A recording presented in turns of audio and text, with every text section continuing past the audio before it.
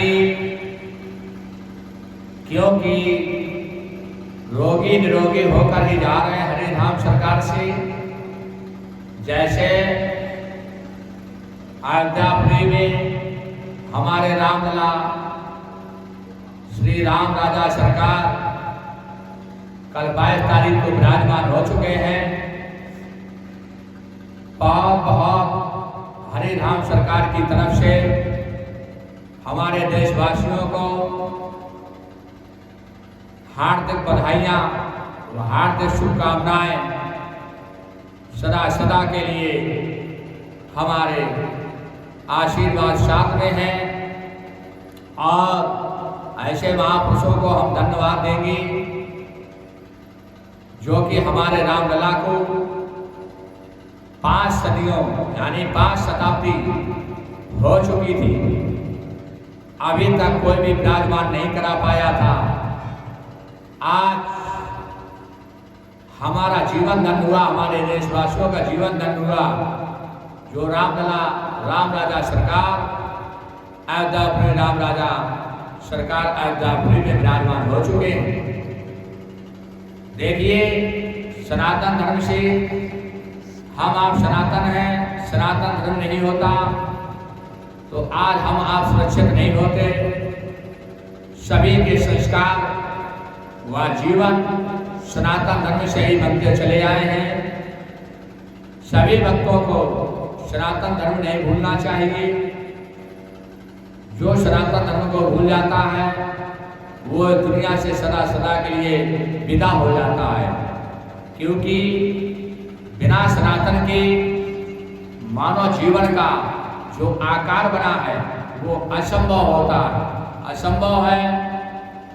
इसलिए हम आप सनातनी हैं, सनातन का सम्मान करें, सनातन का कोई भी अपमान ना करे, क्योंकि वो अपनी करनी को ना बिगाड़े।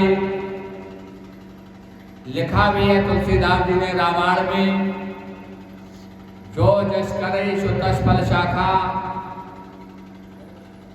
इसलिए जो जैसा करेगा वैसा फल पाता है। आगे हर प्राणी प्रत्येक प्राणी कर्म के अनुसार कर्म प्रधान विश्व रच राखा। कर्म अच्छे हैं तो अयोध्यापुरी आपके आत्मा में ही विराजमान हो जाएगी। जैसे प्रभु श्री राम सीता वीर हनुमंत लाल की सीने में विराजमान हो गए थे, यही तो बोला था उन्होंने, जय श्री राम, और अपना सीना फाड़ दिया था। उनको अटल विश्वास था राम राजा सरकार पर, सीता माता पर, कि हमारे तो दिल में बसते हैं प्रभु राम। मौका तो कहाँ ढूंढे बंदे, मैं तो तेरे पास में। इसलिए ना काबा जाइए ना काशी जाइए, तुम्हारे घर में जो माता पिता जीवनदान हैं, माता पिता जीवित हैं, वही तुम्हारे घर में स्वर्ग है, वही काबा है, वही काशी है। कहीं जाने की जरूरत नहीं होती है और आत्मा से सबको अपना ही मानेंगे, प्रभु दौड़ते चले आएंगे।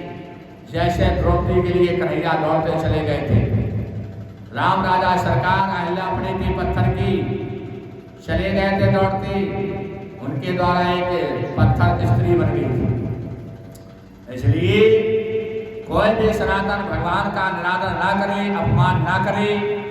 मैं यूट्यूब फेसबुक में देखता हूँ बहुत से लोग राम को गालियाँ देते हैं, ये सब गलत है।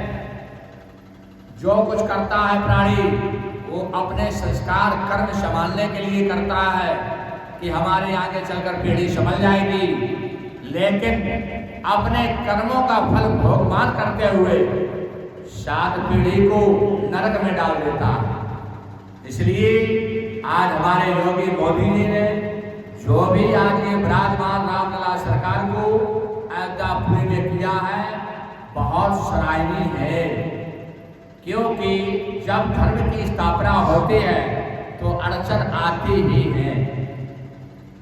कोई भी 100 में 10% दुखी होते हैं, 90% सुखी होते हैं।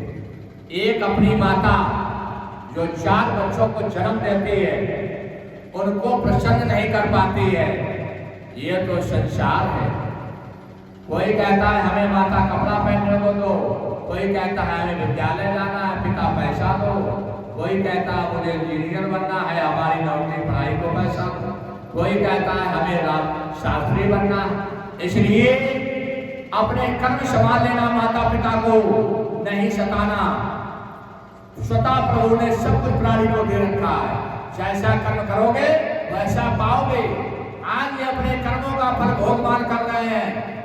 कर्मों का फल योगी और मोदी, उनका कर्मों का फल है ये, जो आज क्या 5 शताब्दी से और कोई नहीं प्रधानमंत्री बने थे अभी तक, क्या मुख्यमंत्री नहीं बने थे, उन्हीं के द्वारा ये प्रतिमा स्थापित करनी थी।